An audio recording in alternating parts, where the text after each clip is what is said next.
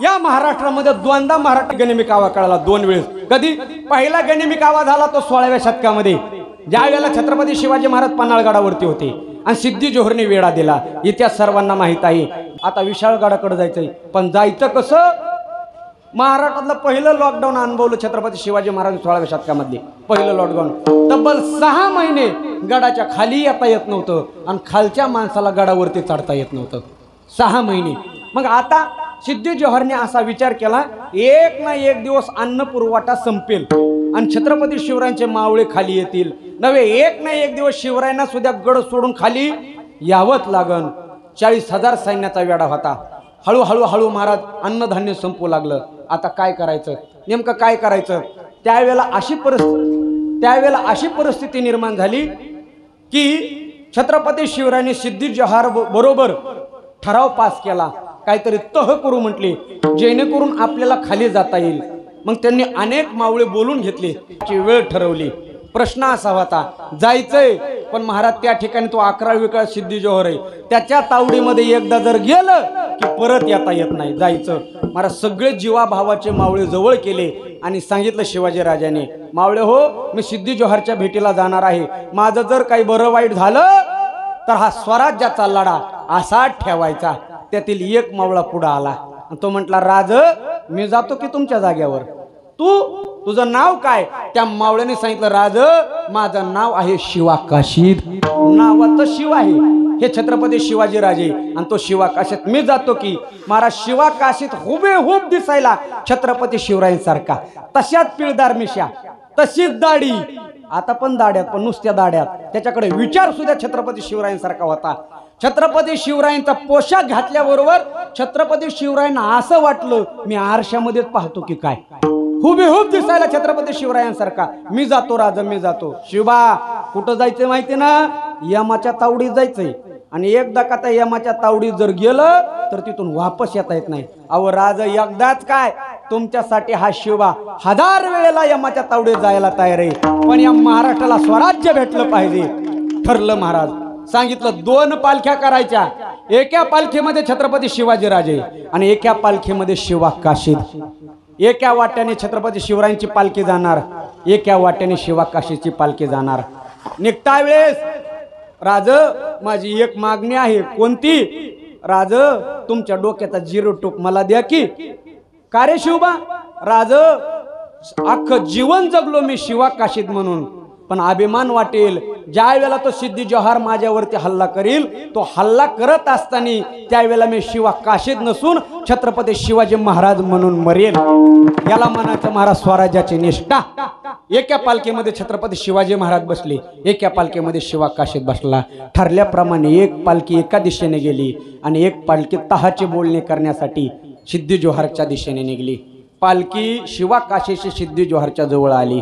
सिद्धी जोहरने वेढा ढिल्ला केला, लक्ष देऊन ऐका, आणि शिवा काशीदला आदराने बोलून घेतलं. कारण त्यांना काय माहित होतं हा गनिमी कावा कोणाचा आहे.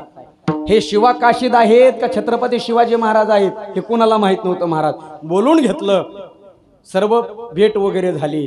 तहाचे बोलणे करता वेळेस 2 नजरा संशयाच्या होत्या महाराज त्या ठिकाणी.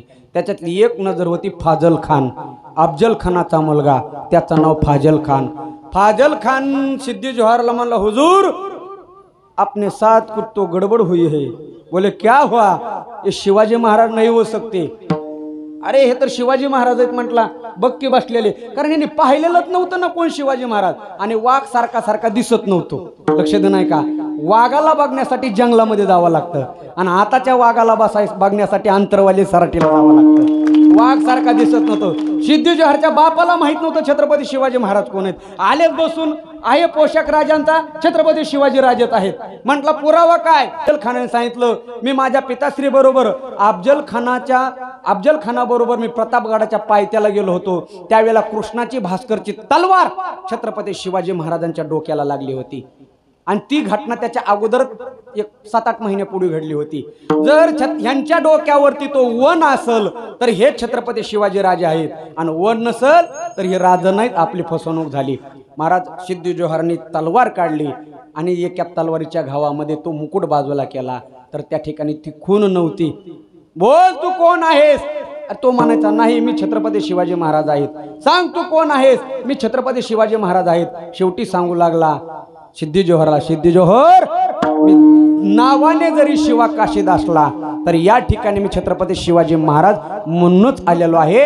त्यावेळेला महाराज त्या सिद्धी जोहरने एका तलवारीमध्ये शिवा काशीदचं मस्तक धडा वेगळं केलं. मला पुढचा इतिहास सांगायचा नाही, मला गनिमी कावा सांगायचा तो महाराष्ट्राचा. हा 16व्या शतकामध्ये झालेला पहिला गनिमी कावा. छत्रपती शिवाजी महाराज समजून मुघलांनी कोणाला पकडून आणलं? शिवा काशीदला. आणि तोच गनिमी कावा 2023 मध्ये झाला बघा. तुम्हा सर्वांना माहिती 1 सप्टेंबरचा दिवस उजाडला. गेल्या महिन्यातला 1 सप्टेंबरचा दिवस उजाडला. श्री मनोज जरांगे पाटलाचा अमरण उपोषणाचा दिवस होता, 4था दिवस. त्या 4थ्या दिवशी महाराज कोणाच्या अध्यक्षतेत झाले म्हणा किंवा कोणाच्या आज्ञेने झाले म्हणा हा विषय माझा नाही, पण तुम्हाला महाराष्ट्राचा गनिमी कावा सांगतो. पोलीस बांधवांचा आणि अंतरवाली सराटी या ठिकाणी झालेलं अमरण उपोषण म्हणजे त्या ठिकाणच्या मराठी बांधवामध्ये आणि पोलीस बांधवामध्ये आंदोलन झालं, लाठीचार्ज झाला. आणि त्या लाठीचार्ज मध्ये श्री मनोज जरांगे समजून विजय झाके याला उचलून नेलं. 10 किलोमीटर नेलं, 10 किलोमीटर नेलं. पण कोण होते हे? विजय झाके. ह्यांना कोण वाटत होतं? मनोज जरांगे पाटील. 10 किलोमीटर उचलून नेलं. आणि आता 10 किलोमीटर गेल्यावर गाडी तर थांबतीत ना, पोलिसांनी गाडी थांबवली आणि म्हणले मनोज पाटील, हे पण हो म्हणायचे बरं का, बोला साहेब. म्हटले चहा पाणी काय वडापाव काय चालतील ना? म्हटले चहा पाणी चालेल ना. पोलीस बांधवांनी विचारलं तुमचं उपोषण? ते म्हटले मी मनोज पाटील नाहीच. मग तुम्ही कोण आहात? त्यांनी सांगितलं मी विजय झाके. हा 16व्या शतकातला गनिमी कावा परत एकदा महाराष्ट्रामध्ये उदयाला आला.